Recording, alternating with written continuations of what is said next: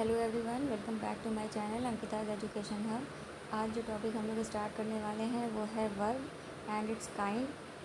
Chapter start करने से पहले अगर आपने चैनल को सब्सक्राइब नहीं किया है तो प्लीज़ चैनल को सब्सक्राइब कर दीजिए। वीडियो अगर पसंद आती है तो उसे लाइक कर दीजिएगा और अपने फ्रेंड्स के साथ में शेयर कर दीजिएगा। तो चलिए चैप्टर को स्टार्ट करते हैं। वर्ब में हम देखेंगे types of verb. Types of verb में हम देखेंगे कि जो टाइप्स ऑफ वर्ब होते हैं वो दो कैटेगरी में डिवाइड होते हैं। तो जो पहली कैटेगरी है उसमें आते हैं हमारे मेन वर्ब। मेन वर्ब को ही हम लोग प्रिंसिपल वर्ब के नाम से जानते हैं और लेक्सिकल वर्ब के नाम से जानते हैं। दूसरा जो हमारा टाइप है वो है हेल्पिंग वर्ब का, जिसके अंदर दो कैटेगरी आती है। एक होती है प्राइमरी ऑक्सिलरीज, दूसरा है मॉडल ऑक्सिलरीज। प्राइमरी ऑक्सिलरीज़ में मेनली बी, हैव और डू आता है। मॉडल ऑक्सिलरीज़ की अगर हम बात करें तो जैसे कि आपने सुना होगा विल, वुड, शैल, शुड, ये सारे वर्ड्स आपके जो हैं मॉडल ऑक्सिलरीज़ के अंदर आते हैं। तो चलिए स्टार्ट करते हैं वर्ब की डेफिनेशन से। A verb is the part of speech that tells us what the subject is doing. It is a word that expresses an action, a feeling, possession, state of being और existence. Verb क्या होती है? Verb एक part of speech है जो हमें किसी भी सेंटेंस में ये बताता है कि जो सब्जेक्ट है वो क्या कार्य कर रहा है उस पर्टिकुलर सेंटेंस में। आप ये भी कह सकते हैं कि जो हमारा वर्ब होता है वो एक ऐसा वर्ड है जो क्या एक्सप्रेस करता है, वो एक एक्शन को एक्सप्रेस करेगा, एक फीलिंग को एक्सप्रेस करता है और क्या एक्सप्रेस करता है, पोजीशन को, स्टेट ऑफ बीइंग को और किसी चीज़ के होने को वो एक्सप्रेस करता है। आगे बढ़ते हैं। Hence they are called doing words as well. इसीलिए हम जो वर्ब है उसको हम डूइंग वर्ड्स भी कहते हैं। क्यों? क्योंकि सब ये बताता है कि सब्जेक्ट उस पर्टिकुलर सेंटेंस में क्या कार्य कर रहा है। आते हैं, आगे चलते हैं। A verb is a word that expresses.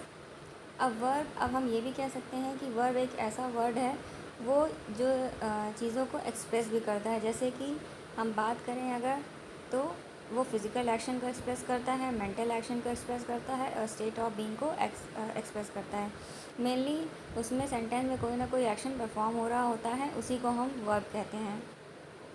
Physical action की बात करें तो अगर हम एग्जांपल में देखें, जैसे अगर टू स्विम है, टू राइड, टू क्लाइंब, ये सारे वर्ड आते हैं तो ये सारे के सारे वर्ड वर्ब कहलाएंगे। मेंटल एक्शन को भी वो एक्सप्रेस कर सकता है, जैसे for example to think, to guess, to consider हो गया। स्टेट ऑफ बीइंग यानी किसी चीज़ का होने को भी वो एक्सप्रेस करता है उस पर्टिकुलर सेंटेंस में, जैसे कि टू बी, टू एग्जिस्ट और टू अपीयर। ये सारे जो वर्ड होते हैं वो, ये सारे जो एक्शंस होते हैं उनमें जो वर्ड हैं वो सारे के सारे क्या करते हैं, वर्ब को एक्सप्रेस करते हैं। अब धीरे धीरे इन सारे एक्शंस को हम लोग ब्रीफ में आगे डिस्कस कर लेते हैं। आते हैं फिज़िकल वर्ब्स पे। These are action verbs. ये एक एक्शन वर्ब्स होते हैं। कहने का मतलब है फिज़िकल वर्ब्स जो हैं कोई ना कोई एक एक्शन परफॉर्म कर रहे होंगे उस पर्टिकुलर सेंटेंस में। If the action is done by the body और अ टूल, अगर कोई भी एक्शन किसी भी बॉडी या किसी टूल द्वारा किया जा रहा है, it is considered as physical verbs. उसको हम क्या कंसिडर करेंगे, उसको हम क्या कहेंगे, फ़िज़िकल वर्ब्स। तो हम ये शॉर्टकट में कह सकते हैं कि जो एक्शन वर्ब्स होते हैं उन्हीं जो एक्शन वर्ब्स होते हैं वो क्या होते हैं, फ़िज़िकल वर्ब्स होते हैं। ठीक है, जैसे फॉर एग्ज़ाम्पल अगर हम बात करें तो I hear the train coming. ठीक है, तो इसमें जो हियर है वो क्या हो रहा है, एक तरह से एक्शन को परफॉर्म कर रहा है, इसीलिए यहाँ पे क्या है, ये हमारा जो हियर है वो क्या हो जाएगा, फ़िज़िकल वर्ब हो जाएगा। नेक्स्ट आते हैं मेंटल वर्ब्स पे। They have meanings that are related to concepts such as discovering, understanding, thinking और प्लानिंग। अगर हम मेंटल वर्ब्स की बात करें तो मेंटल वर्ब्स क्या होते हैं, वो कुछ ना कुछ क्या करते हैं, किसी ना किसी कॉन्सेप्ट को क्लियर करते हैं सेंटेंस में, या फिर उनके अंदर एक मीनिंग होती है जो एक कॉन्सेप्ट से रिलेट करता है, जैसे कि किसी चीज़ को डिस्कवर करना, अंडरस्टैंड, थिंकिंग और प्लानिंग। इस तरह के जो वर्ड होंगे वो सारे के सारे क्या कहलाएंगे, मेंटल वर्ब्स कहलाएंगे। जैसे एग्जांपल में देख लेते हैं, आई नो द आंसर। तो इसमें आप देख सकते हैं ये जो नो है ये हमारा क्या हो गया है, ये हमारा मेंटल वर्ब है जो इस सेंटेंस में डिस्प्ले किया गया है। आगे चलते हैं स्टेट ऑफ बीइंग वर्ब्स, यानी किसी चीज़ का होना। दे डिस्क्राइब कंडीशंस और सिचुएशन दैट एग्जिस्ट। ये क्या करते हैं, ये किसी भी कंडीशन या सिचुएशन को जो कि उस पर्टिकुलर सेंटेंस में हो रही होती है या एग्जिस्ट करती है उसे डिस्क्राइब करता है। State of being verbs are inactive. इसमें क्या होता है, इसमें कोई भी एक्शन परफॉर्म नहीं हो रहा होता है। ये जो वर्ब्स होते हैं वो क्या होते हैं, ये सारे के सारे वर्ड्स वहाँ पे इनएक्टिव फॉर्म में होते हैं। These verbs forms to be such as am, is, are, are usually complemented by adjectives.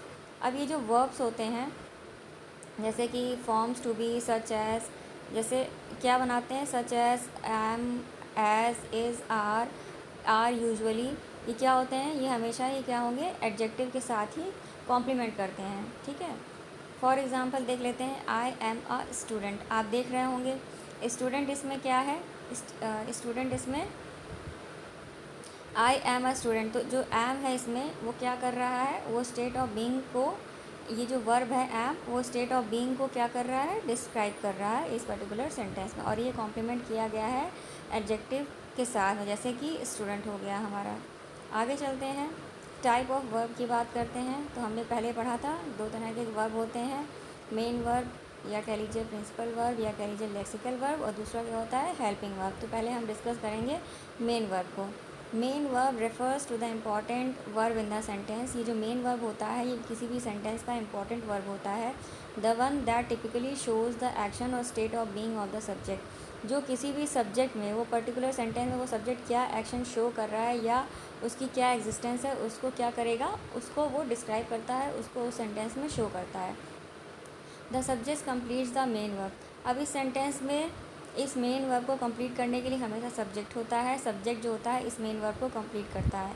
Main verb can stand alone.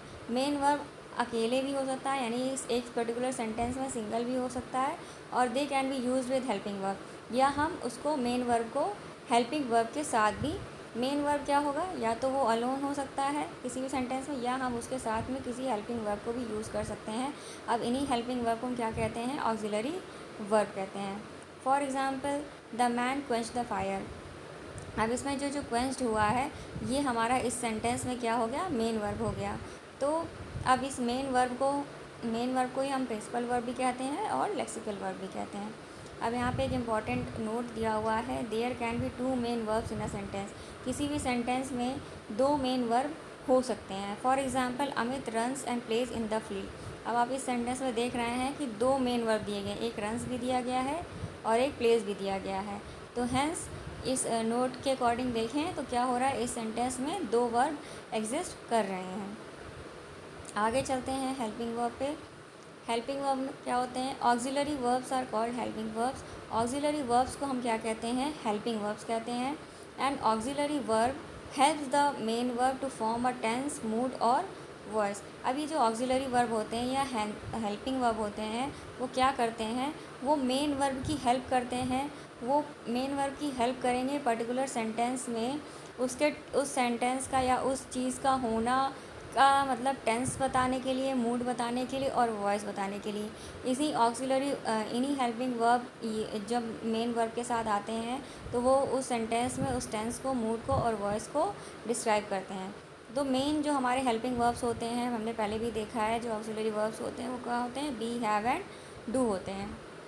अब हम आगे चलते हैं, auxiliary verbs can be further divided into primary verb and modal verb. Auxiliary verbs या कह लीजिए हम लोग ये कह सकते हैं कि जो ऑक्सिलरी वर्ब्स होते हैं वो 2 पार्ट में डिवाइड किए गए होते हैं, जैसे कि पहला हो गया प्राइमरी वर्ब और दूसरा हो गया हमारा मॉडल वर्ब। ठीक है, आगे देखते हैं प्राइमरी ऑक्सिलरीज़। अब देखते हैं प्राइमरी ऑक्सिलरीज़ क्या होते हैं या प्राइमरी आपके वर्ब क्या होते हैं। The auxiliaries be, have and do are called primary auxiliaries. जो प्राइमरी ऑक्सिलरीज़ होते हैं उनमें आते हैं बी, हैव और डू। अब ये जो ऑक्सिलरीज़ हैं ये जो ऑक्सिलरीज दिए हुए हैं तो इनके क्या होते हैं, इनके डिफरेंट फॉर्म्स बन सकते हैं। जैसे कि बात करें अगर बी की, तो हम देख रहे हैं कि बी के साथ हम क्या क्या बना सकते हैं। बी के साथ हम इनके दूसरे दूसरे फॉर्म कौन कौन से हो सकते हैं बी का, जैसे कि एम हो गया, is, are, was, were, being and being. और अगर हैव आया है तो हैव के साथ में और कौन कौन से जो होते हैं प्राइमरी ऑक्सिलरीज में आते हैं, हो गया हैज़ और हैड। डू की बात करें तो डज़ और डिड हो गया। तो ये सारे भी क्या होते हैं, ये जो हैं बी, हैव, डू के डिफरेंट फॉर्म्स हैं, यानी प्राइमरी ऑक्सिलरीज़ के डिफरेंट फॉर्म है। अगर ये वर्ड भी आते हैं तो वो किस में आएंगे, वो प्राइमरी ऑक्सिलरीज़ के अंदर आएंगे। नेक्स्ट आते हैं मॉडल ऑक्सिलरीज़ पे। The auxiliaries will, would, shall, should, can, could, may, might, must ought to, dare, need and use to are called modals और मॉडल ऑक्सिलरीज़। अगर आपको ये सारे वर्ड आपको सेंटेंस में दिखाई देते हैं जैसे विल, वुड, शैल, शुड वगैरह, तो ये सारे के सारे किस में आएंगे, ये सारे के सारे आएंगे हमारे मॉडल ऑक्सिलरीज़ के अंदर। तो ये था हमारा आज का topic works and it's kind. I hope आपको समझ में आया होगा। इसके आगे का जो पार्ट है, ये जो पार्ट था ये हमारा वर्क का फर्स्ट पार्ट था। आगे के जो पार्ट हैं वो हम नेक्स्ट वीडियो में देखेंगे।